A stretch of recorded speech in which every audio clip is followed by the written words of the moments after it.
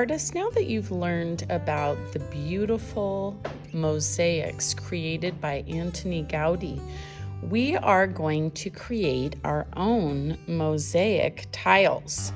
Here's what you need to get started. Your rubric, a design sheet, some air dry clay. You're going to need a straw and a popsicle stick, some scissors, a selection of tesserae, tiles or beads, and if you're here with me at school, a ceramic mold. Let's take a moment to review the rubric for this project. Your learning target is to be inspired by Gaudi's mosaics as you design and create your own tile.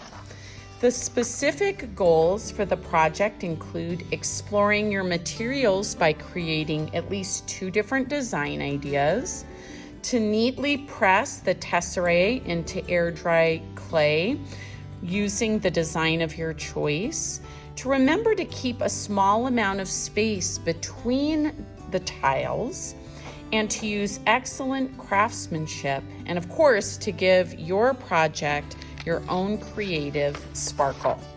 Next, let's prepare this air dry clay for creating the tile. There's 2 different ways that this could be done depending on if you're doing this project at home or at school. For those of you at school, we're going to begin by pressing the clay to make it a little bit thinner, and then using our fingers to press the clay into this square shape like this.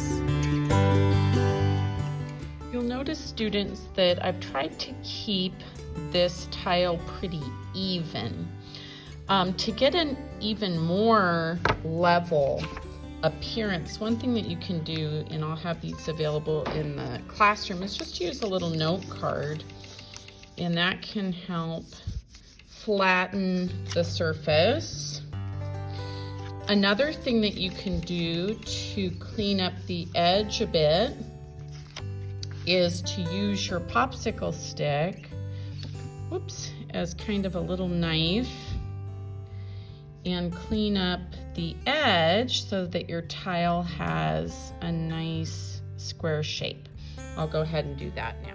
If you're working at home, here's how you'll prepare your tile. You're going to start with the same process of pressing out your circle. Sometimes I'll flip this over. Press. If you're having trouble, you could even pound it. And my goal is to get it flattened to the point that this square would fit on top. So I'm going to go ahead and work on that for a few minutes now.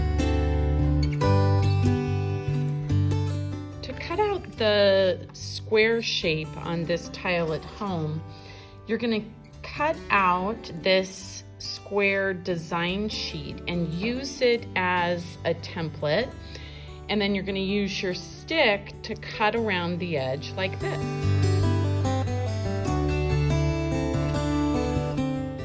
For both in-school and at-home learners, if you notice that your air dry clay is looking pretty crumbly, you could also take a little bit of water, not too much because we don't want this to be soggy, but you can just smooth the surface of the clay so you've got a nice, clean looking tile. For both of our projects, we'd like to eventually be able to hang these little tiles with a wire. So this is a good moment to use a straw to poke 2 holes into the top of your tile, and then we'll have a wire that connects the 2 so it could be hung on a nail. You are going to move a little bit down from the edge because we don't want it to tear through, and you're going to put 1 on this side and 1 matching on the other side. And you'll see the cool thing about a straw is it makes a really nice and clean hole, and it removes the clay inside. Now we'll still build our design, but we'll be mindful of keeping those holes open so that we can add the wire later. I'll do the same thing on this one, here and here. Now it's time to think about what kind of design we might want to have on this tile. Because the template is the same size, we can play around with some different ideas here before we go ahead and press it into the clay surface. Now, as we saw in Gaudi's work, his mosaics often had some sort of theme or idea. So you could consider doing that as well. Perhaps you want to have a flower theme or a garden theme or an animal. You could also focus on simply creating a really interesting design with patterns or repeating certain shapes or colors. You could also think about having a color scheme, and we talked about these earlier in the year, colors that look good together. So for example, maybe you want to do like Gaudi, a yellow sun or warm colors in the middle, and then cool colors on the outside to create contrast. So let's spend a few minutes trying at least 2 different ideas on here, playing around with it. And then when you've got your favorite, we'll move on to the next step. Artists, I've spent a few minutes playing around with a couple of different ideas. I tried doing some sunflowers.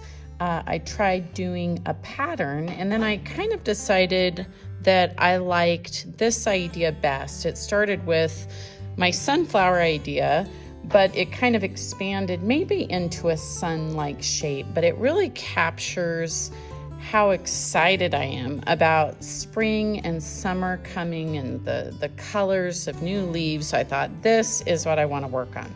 So once you have a design that you enjoy, we're now going to transfer this design onto here, and you're going to probably do it in a way that you think will be orderly and kind of keep this intact so you can see where things go. So I probably will start with the 4 corners and then the centerpiece and build out from there.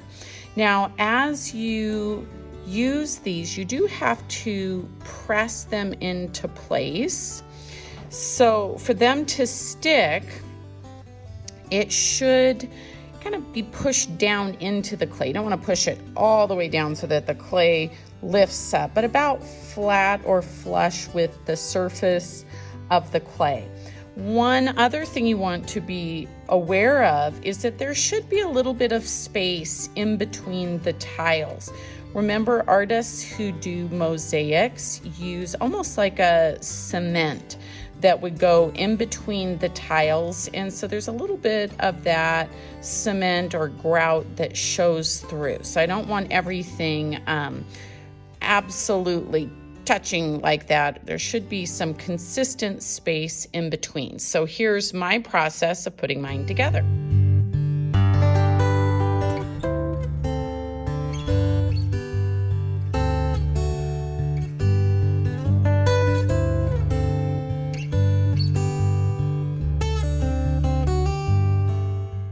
Artists, this is what my finished project looks like. There were a couple of things I learned that I wanted to mention. One is you may need to make an adjustment and recut the holes. If you're like me, I actually underestimated how much space these tiles would need, so I had to recut those with the straw. I also discovered something similar. I had some tesserae left over, and that's because the clay just takes up a lot more space than I realized. So I did have to make some adjustments as I went, and you might need to as well. All right, the next step is to let this dry for probably a couple of days, and then I'll check back in and show you how to add the wire at the top. Artist, now that your mosaic tiles are dry, you are ready to move on to the final step, which is creating a little wire here at the top so that your tile can be hung.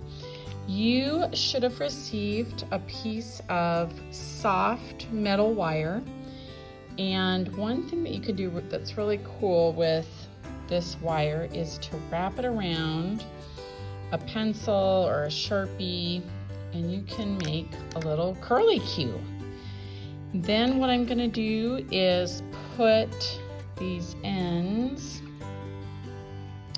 into my tile and bend them back like this.